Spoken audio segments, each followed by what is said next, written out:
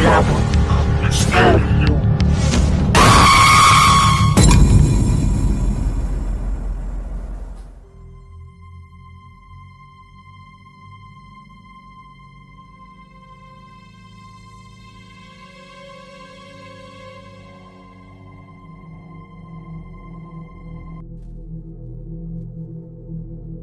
Maraming mga kwentong kababalaghan sa bawat sulok ng mundo ang hindi aakalain ni inuman na totoong nagaganap, maliban na lamang marahil kung isa sila sa mga naging saksi o nakaranas din ng ganitong uri ng kakaibang karanasan katulad ko. Ako po si Tiago, sir, isa sa masugid mong tagapakinig. Maliit pa lamang ako ay pamilyar na ako sa mga kwentong nakakatakot. Dahil ito po ang tanging naging libangan namin noong kabataan namin ng kapatid kong si Ate Auring bago kami matulog. Mga kwentong tungkol sa mga nakakatakot na nilalang. Sa mga gabing wala si tatay at nasa kubo namin sa bukid para magbantay ng mga inaning palay, o kaya naman ay nasa biyahe siya para mag-deliver ng palay sa mga syudad, ay malaya kami nagkikwentuhan ni nanay ng mga nakakatakot na karanasan ng mga kilala niya sa kanyang probinsya. Ito ang ginagawa namin pang-aliw sa amin para makatulog kami na gustong-gusto naman namin kahit pa nakakatakot. Ngunit sa lahat ng mga ito ay wala nang mas nakakatakot pang nilalang para sa amin kundi si tatay mismo. Kinagisnan ko na ang pagiging malupit na asawa at ama ng tatay ko. Sa tuwing nasa bahay siya, ay walang araw na hindi nagagalit sa amin sa konting pagkakamali. Kaagad niya kami pinagbubuhatan ng kamay, lalo na si nanay. Natatandaan ko pa nga nung 5 taong gulang pa lamang ako at balak akong i-enroll ng aking ina sa kindergarten sa malapit sa barangay, ay labis na nagalit si tatay. Anong kagagahan na naman ang naisip mong loka-loka ka at ipapasok mong kinder sa barangay ang anak mo para magkaroon ka ng pagkakataon na makakita ng lalaki? Ha? Yung ba gusto mo? Kunwari, iyahatid mo yung gunggong mong anak para magpapansin sa mga lalaki. Natatandaan kong singhal ni tatay kay nanay. Nanginginig na nangatwiran si nanay noon. Namerto, matalino ang anak mo at gusto niyang matutong sumulat at magbasa. Libre naman doon at may pakain pa. May binibigay pang nutriban at gatas. Malaking bagay din yun sa anak mo. Punyeta ka! Ginugutom ko ba kayo? Yung ba pinapalabas mong tarantada ka, ha? Tungayaw ni tatay, sabay sampal kay nanay. Hindi pa ito nasiyahan at tinawakan si nanay sa buhok at inginudnud sa dingding naming sawali. Dahil matalim iyon, ay nagkasugat si nanay sa muka at dumugo iyon. Natakot ako nang makita ko ang dugo, kaya umiyak ako ng malakas. Si ate naman na nooy 8 taong gulang ay pinipilit na pigilan si tatay. Ngunit isinalya siya ni tatay sa may bintana.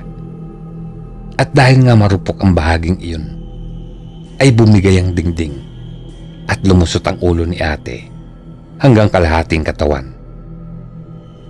Nag-hysteria na ako sa sobrang takot dahil akala ko ay napatay ni tatay ang ate ko. Naisa ng saklolohan ng aking ina ang kapatid ko. Ngunit sinuntok siya ni tatay sa muka. Pumutok kaagad ang kilay ni nanay at lalo siyang napuno ng dugo sa muka. Naihina ako sa salawal ko noon, sir, nang dahil sa takot sa tatay namin. Tama na po, tay. Hindi na po ako mag-aaral. Hindi na po. Nanginginig kong sigaw. Ito ang tatandaan yung mga inutil kayo. Walang pwedeng kumontra sa desisyon ko. Pag sinabi kong hindi, hindi. Nag-aaral na si Auring. Ano pang gusto mo? Asik pa ng aking ama sa nanginginig sa takot kong ina. Tama po siya. Ngunit sa edad ni ating 8 taong gulang, ay grade 1 pa lamang ito. Matagal kasi bago pumayag ang aking ama na pag-aralin ng ate ko. Ano, sisigaw kang gaga ka ha? Sige, lakasan mo. Walang makakarinig sa inyo. Sino mong makialam sa inyo ay pupugutan ko. Naiintindihan mo? Sigaw pa ni tatay, sabay tadyak sa sikmura ni nanay habang nakahandusay na ito sa side. Saglit na nawala ng malay si nanay. Sakalang ito tinigilan ni tatay at walang pakundang hinila si ate pabalik sa loob ng aming bahay, at saka kami iniwan ito sa ganoong kalagayan. Agad namin niyakap ng ate ko si nanay at sinubukang gisingin. Napaiyak ito nang makita ang kawawa naming ayos ng aking kapatid.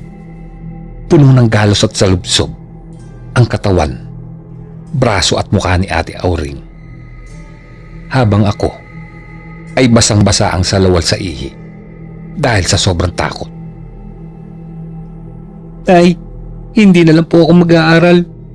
Total, dinadala naman ako ni ate ng kalahati niyang Nutriban. Ayoko na ng gatas, Nay. Hindi na po ako mag-aaral para hindi maghalit si tatay. Humahagulgul kong wika habang mahigpit na yakap ang aking ina. Inay, bakit ganun si tatay? Hindi niya ba tayo mahal? Tuwanan na lang natin siya.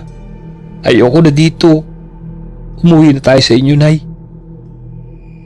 Ani ni Ate Auring na humagulgul na.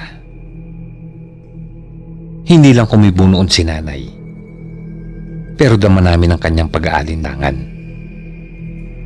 15 anyos lamang kasi si nanay ko noon nang sumama sa isang kababayan mula sa kanyang probinsya upang mamasukang katulong. Dahil sa hirap ng buhay nila sa kanilang puok, nasalat sa karangyaan at malayo sa kamay ng kaunlaran. Ngunit mapanakit ang kanyang mga naging amo at tinangka pa siyang halayin ng isa sa mga anak nito, kaya siya tumakas. Walang alam si nanay kung paano siya makakauwi sa kanila dahil hindi siya nakakalabas ng bahay ng mga amo mula nang dumating siya roon. Nakarating daw siya sa isang terminal ng bus, ngunit walang biyaheng papunta sa kanyang probinsya. Isang tomboy ang nag-alok sa kanya ng tulong at pinatuloy siya sa bahay nito. Ngunit sa kasamaang palad ay ipinasok siya nito sa isang club sa Marikina bilang dancer para daw may pangkain siya at pang-upa. Naturuan na siya nitong magpunta sa post office at magpadala ng pera. Hindi niya masabi sa mga magulang niya ang sinapit niya sa Maynila dahil ayaw niyang mag-alala ang mga ito. Doon niya nakilala si tatay na mahigit 10 taon ang tanda sa kanya. Nag-deliver kasi sila tatay ng palay sa lugar na malapit sa kanilang club ng madaling araw na iyon. Napilitan umuna siyang sumakay sa truck nila tatay nang tangkai siyang ilabas ng 2 lalaki sa club matapos siyang painumin ng juice na nakakahilo.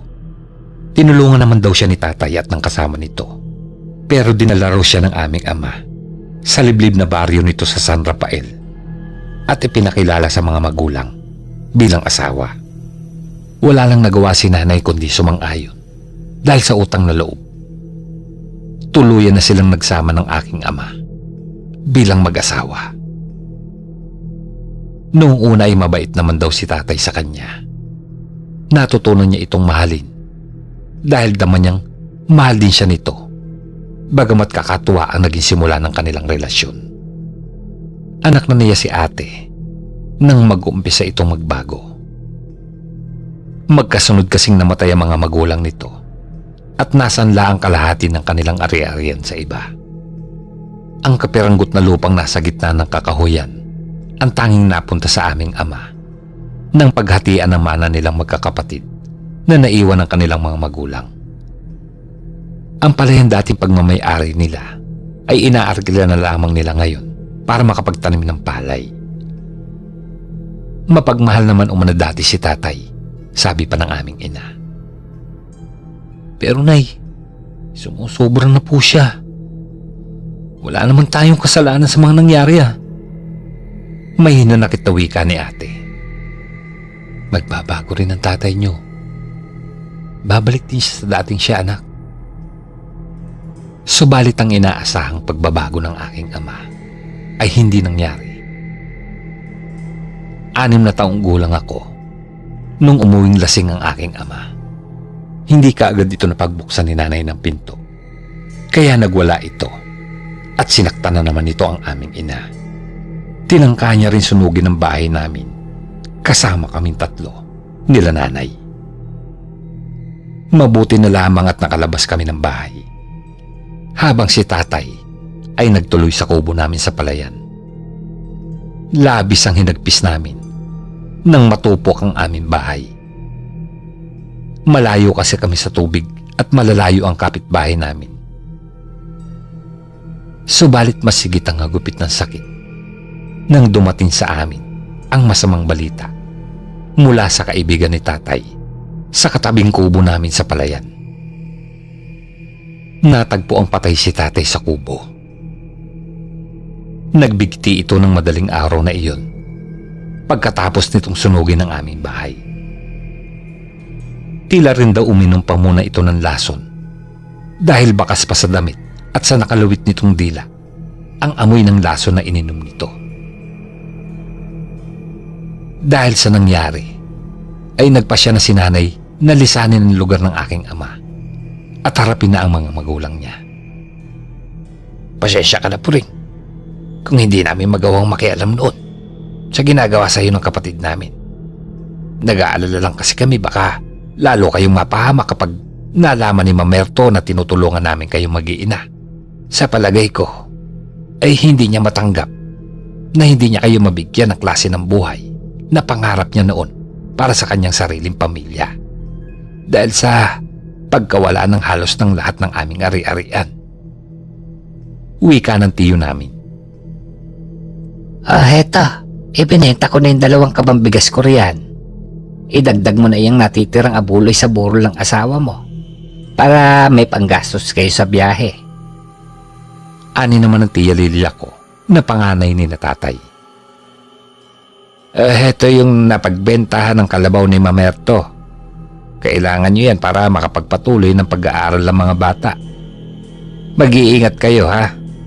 Sumulat ka lang kung kailangan nyo ng pera o gusto nyong ibenta ang lupa na minana ng asawa mo. Ipapadala namin ng buo sa inyo. Bilin naman ng tiyo ko. Bumuhos ang luha ng aming ina nang makababa kami ng tricycle at muling naituntong ang kanyang mga paa sa kanyang baryong sinilangan. Wala raw iyong pinagbago, sabi ni nanay, mula nang umalis siya. Maliban sa mga nagtaasang puno at ilang nadagdag na bahay sa tabi ng kalsada kung saan kami bumaba. Tikatikang ulan sa madaling araw na iyon nang marating namin ang baryo ni nanay. Malayo ito sa bayan at medyo paakyat ng kaunti dahil nasa kalahatian ng isang maliit na bundok. Habang binabaybay namin ang landas papunta sa munti nilang pamayanan sa sitio, ay hindi namin maiwasan ni ate ang maalala ang mga kwento niya tungkol sa mga nakakatakot na karanasan ng kanilang mga kababaryo sa mga kakaibang nilalang tulad ng aswang. Ayon kasi kay nanay ay maraming aswang sa lugar nila. Mga aswang na hindi pangkaraniwan at mga dugong banyaga. Dahil halos lahat ng lupain sa lugar na iyon ay mga dayuhan ng nagmay-may-ari tulad ng mga Griego, Portuges at Espanyol mula pa noong panahon ng pananakop ng mga Kastila sa Pilipinas.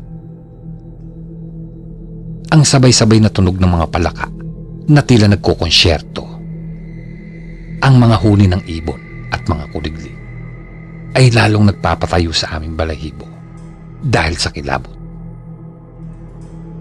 Lumalarawan sa aming balintatawa ang mga nakakahindik na anyo ng mga nilalang sa kwento ni Inay. Ay, malayo pa ba tayo? Nakakatakot naman dito sa inyo. Ang daming malalaking puno at damuhan para tayong nasa gubat. Wika ng ate ko na halatang kinakabahan. Hindi lang ako noon kumikibo dahil abala ako sa pasangkumbag ng damit na bigay ng mga pinsang ko habang palingon-lingon sa aming hulihan. Pakiramdam ko kasi ay may sumusunod sa amin. Buti na lang talaga at hindi namin naiwan ng mga flashlight na bigay ng tiyo ko sa San Rafael. Sabi kasi ni nanay ay importante iyon at magagamit namin sa pag-uwi. Kaunting tiis na lang mga anak, malapit na tayo. Narinig kong sagot ng aking ina. Medyo napanatag kami at nagpatuloy sa pagsunod sa kanyang mabilis na lakad. Subalit walang ano-ano, ay bigla kaming sabay-sabay na napatigil.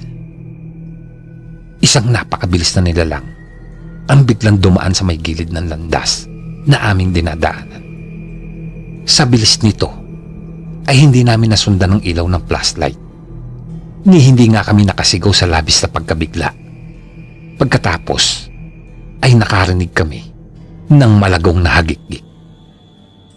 Parang halimaw na tuwang-tuwa. Nakarinig din kami ng mga malalaking paa ng kabayo na tila tumatalon at dumadamba. Ngunit wala namang kaming makita kahit saan namin itutok ang flashlight. Kaya agad kami napasiksik kay nanay. Nay, ano po yun? Puno ng kabang tanong ko. Hindi ko talaga mapigil ang kaba. Baliktarin niyo ang mga damit yung mga anak. Bilis! Para makaalis na tayo rito kaagad. Malapit na rin naman tayo sa bahay ng lolo at lola niyo. Dali!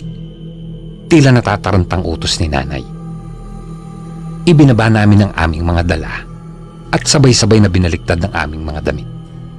Halos mapatalon kami sa sobrang gulat nang biglang umalingaw-ngaw ang malakas at malagong na halakak sa gitna ng kakahuyan. Halos sumahagok ang kung sino man na tumatawang iyon na sinasabayan pa ng tunog ng paa na parang tumatalo na kabayo.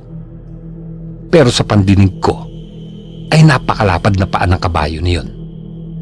Tara na kayo, bilis! Muling sambit ni nanay. Sumilay na ang ngiti ng unang silahis ng araw. Nang sa wakas ay marating na namin ang bahay nila lolo. Napuno ng iyakan ang pagkikitang iyon namin ng aming mga kaanak sa parte ng aming ina. Matapos ang kamustahan at yakapan, ay napansin ng lola namin na baliktad ang aming mga damit. Paulina, baliktad yata ang mga damit niya. Siguro ay napaglaruan kayo ng alaga ng mga walang hiyang pamilya ng mga Castillejos. Kunot noong wika ni lola. Bumalik na pala sila, inay? Saka ano pong alaga nila? Balik tanong naman ni nanay. Ang mga Castillejos ay isa sa mga natitirang angkan ng mga dayuhang may-ari umano ng mga lupain sa bayan ni nanay at ilang pang karatig pook nito. Ang mga ito at ilang pang mga dayuhang may-ari ng halos lahat ng mga lupain sa lugar nila. Ang dahilan kaya tila na pag-iwanan ng kanilang bayan at hirap mapasok ng kaunlaran pagkat pribado halos lahat ng lupain doon. Ang mga tunay na mamamayan ng bayan ay nananatiling mga tenants na lang ng mga lupa. Nangkam kami ng mga ninuno ng mga ito, ang mga iyon, noong panahon ng mga asindero at mga praile. Kaya kahit 1976 na at maunlad na ang ilang bahagi ng Pilipinas, ang bayan nila ay nananatiling liblib at hirap ang koneksyon sa labas. Ang iba sa mga ito ay pinaghihinala ang mga aswang ng taga-baryo. Dahil panapanahon ay nakakakita umano ang mga taga roon ng mga kakaibang nilalang sa mga sakop na lupain ng mga angkang pinaghihinala ang mga aswang. Nako, ganoon ang estilo ng mga iyan. Kapag medyo naaalarma na ang mga tao sa mga kakaibang nangyayari at mga alingas-ngas tungkol sa kakaibang katauhan nila, ay umuwi sa kanilang pinanggalingan at nagpapalamig. Sabad naman ni Lolo. Ang pag-ingatan natin, lalo na ang mga bata, ay ang matandang si Pransing at ang alaga daw nitong mga sigmin. Abay, ilan na sa mga taga rito ang nabibiktima ng mag-among yan. Ani pa ni Lolo.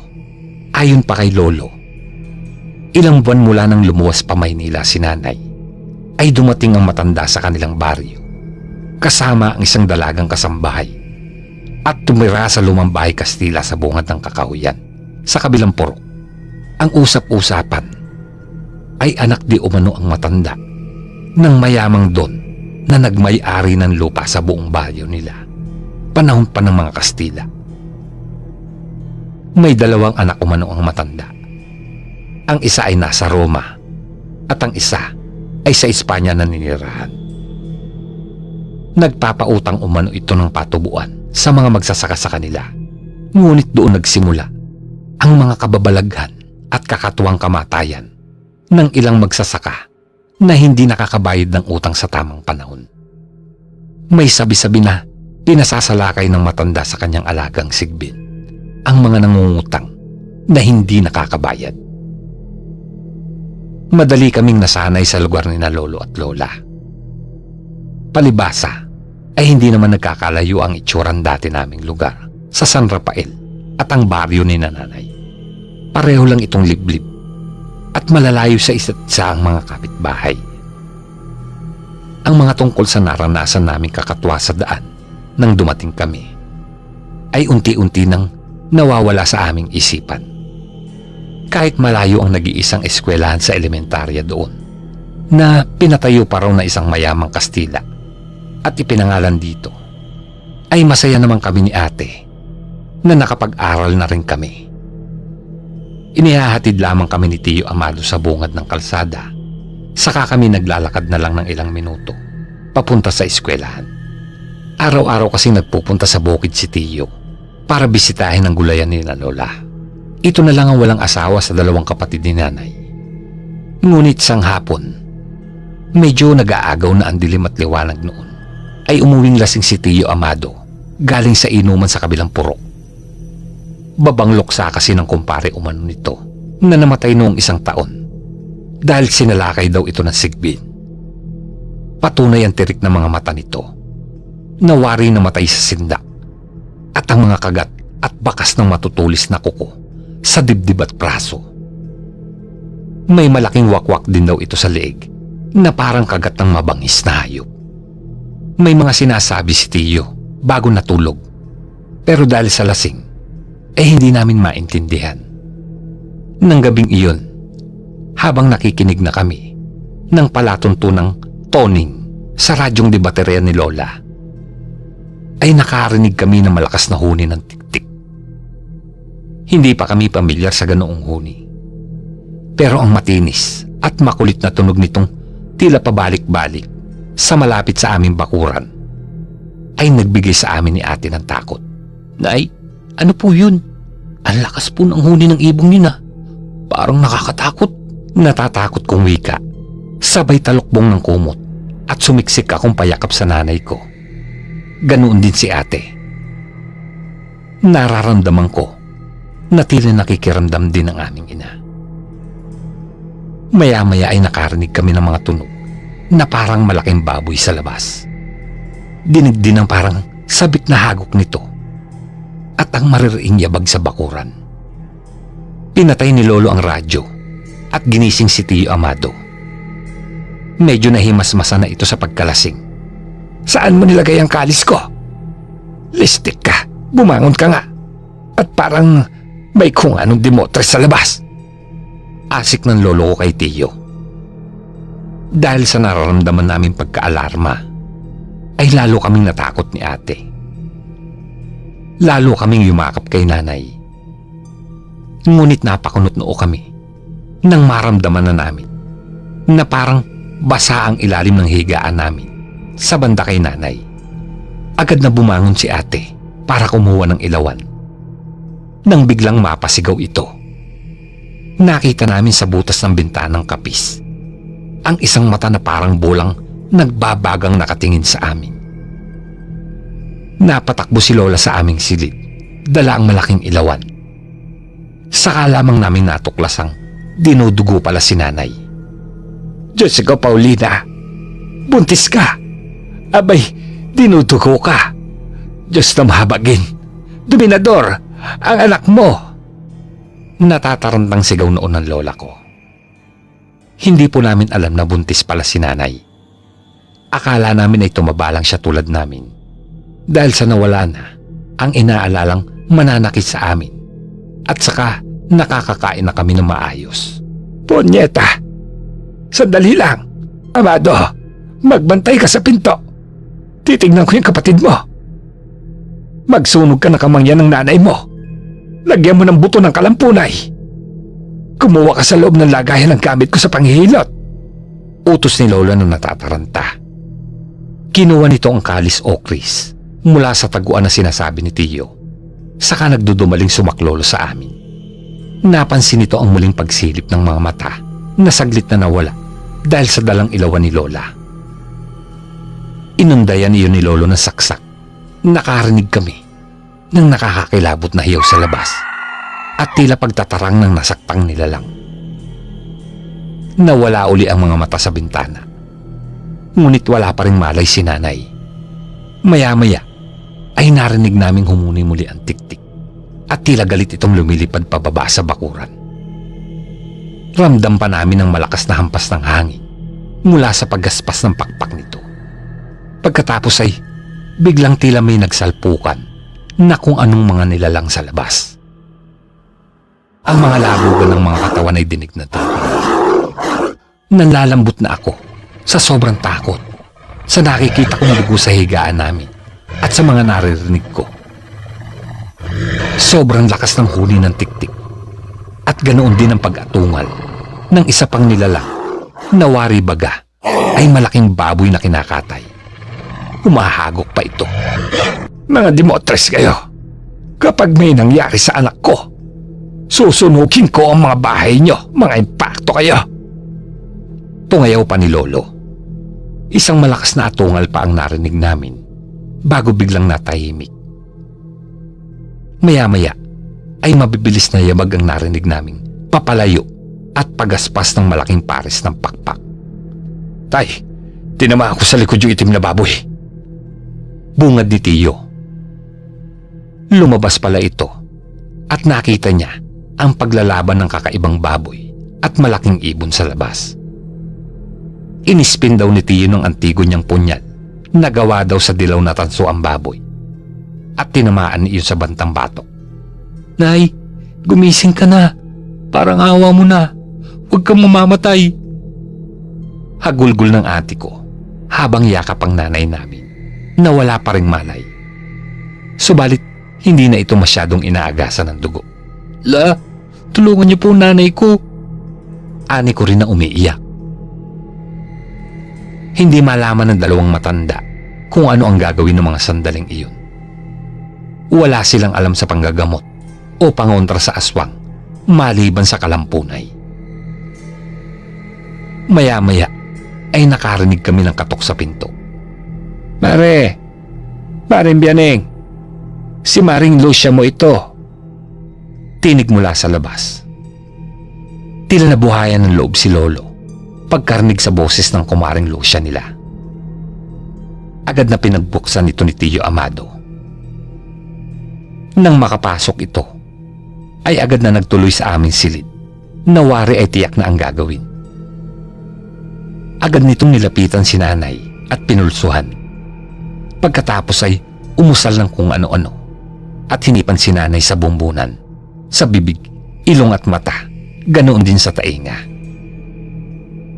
Pinahiran din ito ng dalang masangsang na langis ang tiyan ng aking ina at muling umusal ng mga wika na parang dasal na di mawawaan. Pagkatapos ay pinilit nitong ibinuka ang bibig ng walang malay naming ina at pinataka ng parang alak mula sa isa pang dala nitong botelya. Ilang saglit pa ay nagising si nanay. Salamat Diyos ko. Akala ko'y mawawala sa amin ng tuluyan ang kaisa-isa kong anak na babae. Ngayon lang uli namin siya makakasama ay babawihin ka agad. Naiiyak na tura ni Lola. Ngunit biglang humilab ang tiyan ni nanay. Namilipit ito sa sakit ng tiyan. Lakasan mo ang loob mo, Paulina. Pasensya ka na at hindi ko na nailigtas ang sanggol mo. Mahina rin ang kapit nito. Palibasa ay 3 buwan pa lang. Ani naman ni Aling Lucia. Isang matinding hilab pa at inihanda na ng matanda ang pagpapalabas sa patay na sanggol sa sinapupunan ni nanay. Nang mailabas iyon, ay nakita naming inilagay ni Aling Lucia sa isang balabal. Siya na raw ang bahalang maglibing. Tutal ay dugo pa lang naman iyon. Naging maayos na ang nanay ko at muling nakatulog. Kami naman ay hindi na nagbalik sa pagtulog dahil bukang liwayway na. Habang nagkakape, ay naikwento ni Lolo at Lola kay Aling Lucia ang nangyari. Hindi na babalik ang isang yun dito, Maring Bianing. Yak yun. Ani pa ni Aling Lucia bago nagpaalam. Nang makaalis ito, ay saka lang namin naisatinig ang mga tanong sa isip namin. Paano kaya nalaman ni Aling Lucia ang nangyari sa loob ng aming bakuran at bahay? Gayong malayo ang bahay nito sa amin. Nakapagtataka rin na tiyak nito ang gagawin. Sabi ni Lolo ay marunong din daw itong manghilot tulad niya at nanggagamot din daw ito paminsan-minsan. Ngunit nakakapagtakang alam nito kung ilang buwan na ang sanggol ni nanay. Gayong hindi naman ito hilot o kumadrona. Siya nga naman ano. Saka napansin ko rin na may mga galos siya at kalmot sa braso. Pati yung sugat niya sa may kaliwang pisngi niya tila sariwa pa. Susog naman ni Tia Amado na napapaisip. Kinabukasan ng hapon, habang nagmimerienda kami, ay muling nadalaw sa bahay si Aling Lucia. Nabalitaan namin mula rito na namatay na pala si Aling Pransing. Nako, napuruhan ni Amado ang switik na matanda. Ani pa nito, nawaring tiyak na tiyak ang sinasabi. Napangisi si Lola noon habang ipinagbabalat ako ng nilagang saging na merienda namin. Paano na kaya ang mga alaga niya, Sigben? Ani ni Lola na napapaisip. Walang Sigben, Mare. Tambalos-los ang nakikita ng mga tao dito sa atin. Ang ilang natatagpo ang patay na magsasak sa atin ay biktima ng aswang na si Pransing. Ani ni Aling Lucia. Ayon pa dito, ito at ang ilang mayamang may-ari ng lupa sa bayan nila ay mula sa mga anak ng mga dayuhang gahaman sa lupa sa mga aswang na taga roon sa kanila noong panahon ng Kastila. Nag-aasawa ng mga taga roon ng mga ito upang makapangamkam ng mga lupain ng mga mamamayan doon. Pagkatapos na malaman ang kahinaan ng mga asawang may kakaibang katauhan, ay pinapatay nila ang mga ito upang walang sagabal sa kanilang adhikain. Hanggang sa ilang salinlahi ng mga ito, ang pagkagahaman sa mga ari-arian ay nananatili. Ngunit pagkatapos ng libing ni Aling Pransing, ay kumalat ang usap-usapan tungkol sa tunay na katauhan nito, pati ng iba pang may-ari ng mga lupa roon.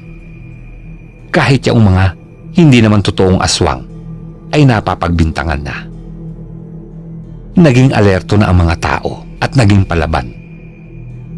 Ang lahat ay dahil sa pakalat na usap-usapan ni Aling Lucia. Ngunit hindi maikaila ng matanda sa amin na siya man ay may lihim din. Batid ni Lola na kung si Aling Pransing ang aswang na nag-anyong baboy noon, ay si Aling Lucia naman, ang ibong tiktik. Kung hindi lamang nito nailigtas si nanay ng madaling araw na iyon, ay baka sinugod din ito ni Tiyo Amado. Natuklasan kasi ni Tiyo na hindi naman inilibing ni Aling Lucia ang patay na pitos noon, kundi kinain niya ito. Sinundan kasi ito ni Tito nang sabihin namin ang mga bagay na ipinagtaka namin noon. Lumipas pa ang ilang taon. Ang mga dayuhang may-ari ng mga lupa sa bayan nila nanay ay isa-isa nang nagbabalikan sa kanilang pinanggalingan bansa. Matapos ang mga hindi mawala-walang hinala ng mga tao sa kanila, ibinebenta na ng mga ito ang mga lupa sa mga tenants nila.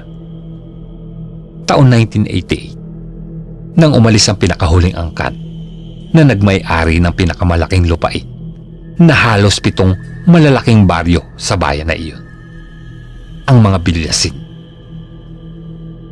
Doon lamang unti-unting napasok ng kabihasnan ang baryo ni nanay.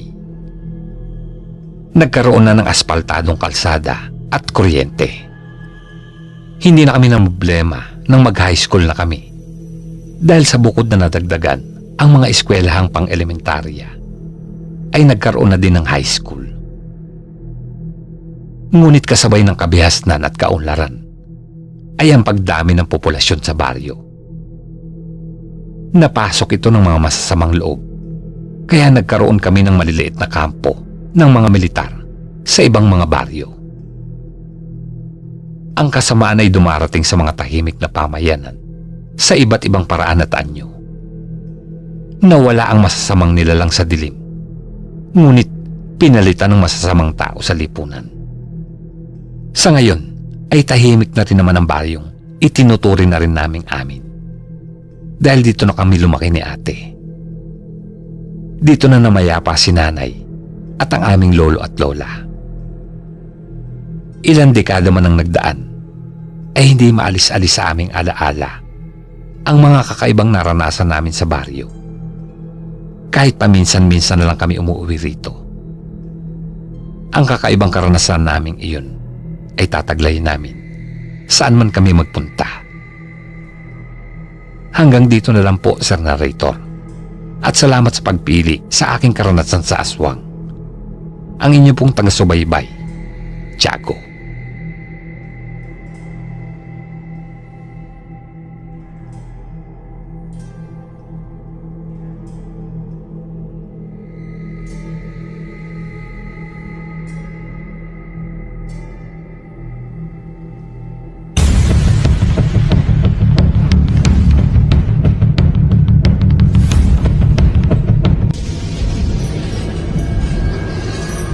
Pinoy Club of Mysterio.